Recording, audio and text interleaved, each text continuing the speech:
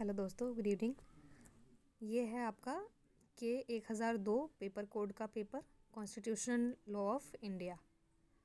इसमें दिसंबर 2024 लिखा हुआ है, बट ये जो एग्ज़ाम हुए थे ये 2025 के जनवरी में हुए हैं। ठीक है, जो इसके नोट्स वगैरह हैं पेपर के, कैसे आपको लिखना है, कितने वर्ड्स में लिखना है, वो सब तो लगभग सेम ही है। फिर भी एक बार रिपीट कर लेते हैं। इसमें फर्स्ट है सेक्शन ए में वेरी शॉर्ट आंसर क्वेश्चंस, जिसमें आपको मिनिमम 75 वर्ड्स और मैक्सिमम 75 वर्ड्स आपको लिखने होते हैं। इसमें 5 क्वेश्चन होते हैं और आपको पाँचों के पाँचों अटैम्प्ट करने होते हैं। ठीक है, देख लेते हैं पहला क्वेश्चन। भारतीय संविधान के उद्देशिका की मुख्य विशेषताएं आपको लिखनी है। उद्देशिका आपको पता ही होगा, प्रस्तावना होता है जो कि संविधान के फर्स्ट पेज पे जो डिटेल्स लिखी होती हैं कि कौन सा संविधान किस पेज पर होगा, उसको ढूंढने और उसकी व्याख्या करने में आसानी होती है। तो ये सब आपको इसमें लिखना है। ठीक है, दूसरा देख लेते हैं।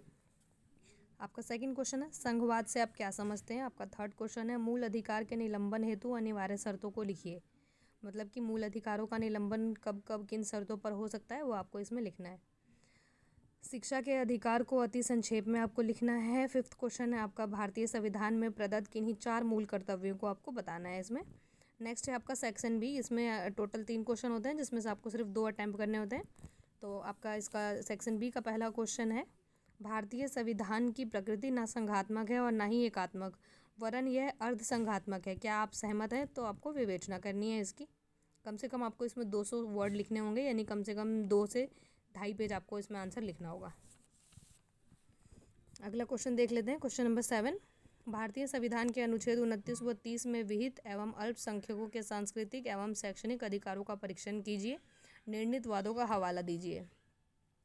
तो निर्णीत वादों का हवाला का मतलब है कि आपको इसमें केस भी बताने होंगे। इस जो भी आप लिखेंगे उससे रिलेटेड आपको केस भी इसमें डिस्कस करने होंगे। अगला है क्वेश्चन नंबर 8, राज्य के नीति निर्देशक सिद्धांतों एवं मूल अधिकारों के बीच संबंधों की विवेचना आपको करनी है। निर्णादों के वादों का हवाला यहाँ भी देना है आपको, मतलब कि यहाँ पे भी केस डिस्कस करने हैं आपको। उसके बाद आ जाता है आपका सेक्शन सी। इसमें टोटल क्वेश्चन जो होते हैं वो 5 होते हैं, लेकिन अटैम्प्ट सिर्फ 3 करने होते हैं। 3 अटैम्प्ट करने होते हैं। एक क्वेश्चन जो होता है आपका 20 नंबर का होता है। देख लेते हैं क्वेश्चन नंबर 9, भारतीय संविधान में प्रत्याभूत आरक्षण नीति का आलोचनात्मक परीक्षण कीजिए। निर्णीत वादों का हवाला दीजिए, यानी कि आपको केस इसमें भी डिस्कस करना पड़ेगा। ठीक है, अगला देख लेते हैं। भारतीय संविधान में प्रत्याभूत प्राण और दैहिक स्वतंत्रता के विस्तारित आयामों की विवेचना कीजिए। निर्णीत वादों का हवाला दीजिए।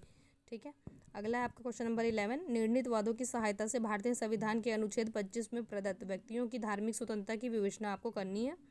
अगला क्वेश्चन आपका 12, लोकहितवाद ने संवैधानिक उपचार के रूप में एक रास्ता खोल दिया है। निर्णीत वादों की सहायता से विवेचना कीजिए। अगला है क्वेश्चन नंबर 13, जो आपका लास्ट क्वेश्चन है इस पेपर का, प्रेस की स्वतंत्रता वाक और अभिव्यक्ति की स्वतंत्रता का अभिन्न अंग है। टिप्पणी कीजिए। निर्णीत वादों का हवाला दीजिए, यानी कि आपको केस भी डिस्कस करना है इसमें। ठीक है फ्रेंड्स, तो ये था आपका के 1002 का पेपर, के 1002 जो इसका पेपर कोड था। ठीक है, सब्जेक्ट नेम आपका कॉन्स्टिट्यूशनल लॉ ऑफ इंडिया, जो कि जनवरी 2025 में एग्ज़ाम हुए थे ये।